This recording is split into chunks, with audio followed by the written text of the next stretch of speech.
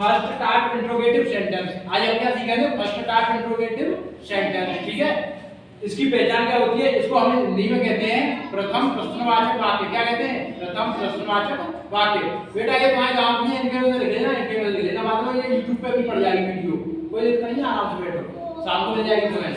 Number तुम्हारा है मेरे पास, WhatsApp पे भेज दूंगा। ठीक है, इसकी पहचान होती है जिन हिंदी वाक्यों में क्या शब्द सबसे पहले आता है तो ऐसे वाक्यों को फर्स्ट टाइप इंट्रोगेटिव सेंटेंस कहते हैं। ठीक है, जिन हिंदी वाक्यों में क्या शब्द सबसे पहले आता है तो ऐसे वाक्यों को फर्स्ट टाइप इंट्रोगेटिव सेंटेंस कहते हैं। जैसे क्या रोहन कमरे में है, क्या रोहन कमरे में था, क्या रोहन कमरे में होगा, शीला कानपुर में होगी, सॉरी क्या शीला कानपुर में होगी, यानी क्या शब्द आगे आए। ठीक है, क्या नाम खाना खा रहा है, क्या वह स्कूल जाता है, यानी जिस सेंटेंस में जिस वाक्य में पहले क्या शब्द लग के आए, क्या लग के आए, क्या शब्द, उसे हम कहते हैं फर्स्ट टाइप इंट्रोगेटिव सेंटेंस, या बोल देते हैं हम उसको सिंगल इंट्रोगेटिव सेंटेंस। क्या बोल देते हैं? Single interrogative sentence. इसका नियम होता है इन वाक्यों को बनाते समय सबसे पहले सहायक क्रिया लगाते हैं।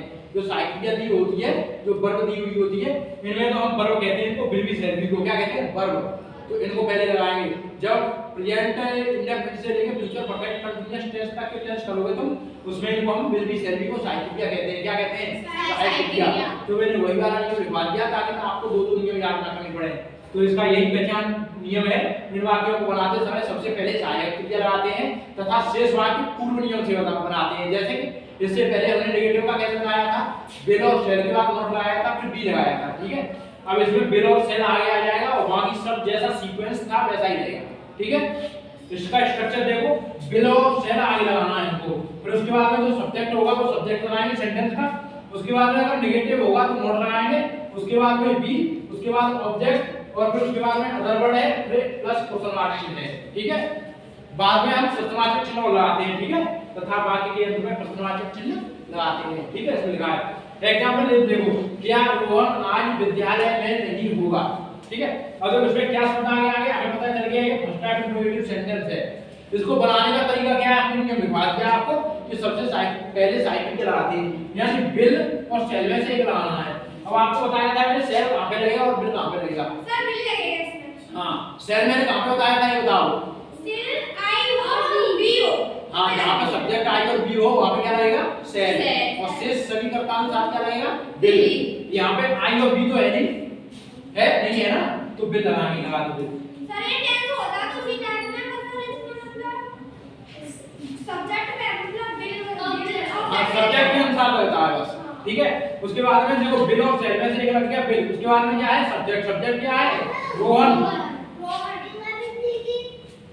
यहाँ लिखने की डटा डिटी करके सर खुद तो टाइप बता रहे हो। नहीं तो वो ऐसे ही पड़ी जाएगी। जैसे सड़क लगा देना, सड़क, और सड़क में बीच में यहाँ नहीं तो होना होता है, और पढ़ते क्या? सड़क। चलो इधर देखो, अब सब्जेक्ट क्या है? रोहन। तो रोहन की लिखो यहाँ पे, हो गया रोहन। सब्जेक्ट के बाद में क्या नेगेटिव होगा तो नॉट, नेगेटिव है बाकी है ये रानी शब्द, अब लगा दीजिए नॉट, हो गया नॉट। उसके बाद में क्या? बी, तो बी लगा दीजिए। ठीक है, तो बी लगा दीजिए। ठीक है, फिर उसके बाद में क्या है? ऑब्जेक्ट। ऑब्जेक्ट क्या है? विद्यालय में, तो in the school, in the school. और उसके बाद में क्या? Other word. अदर वर्ड क्या है? आई की प्लेस, लास्ट में प्रश्नवाचक चिन्ह। समझ में आ गया? काट कर लो। सर रिव्यू क्या बताया? आपका किया आपने ये जितने पढ़ता है पहले तो पढ़ रहे हैं।